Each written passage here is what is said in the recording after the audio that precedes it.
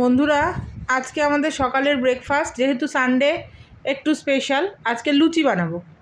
ফুলকো ফুলকো গরম গরম লুচি, আর তার সাথে আছে আলুর তরকারি।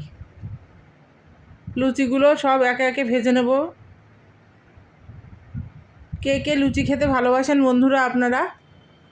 আমাদের বাড়ির মোটামুটি সবাই প্রচণ্ড ভালোবাসে লুচি খেতে। একটা একটা করে ভেজে ভেজে তুলে নিই, তারপরে আপনাদের দেখাচ্ছি। আগে লুচি বেলতে গেলে আমার হয়ে যেত ব্যাকা তেরা। আগে আমি একটুও লুচি বেলতে পারতাম না। এখনও যে খুব ভালো পারি তা না, তবে এখন মোটামুটি কাজ চলে যায় যেটুকু যা পারি।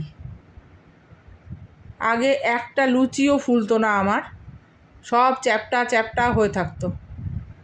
এই যে একে একে লুচিগুলো সব ভেজে নিচ্ছি,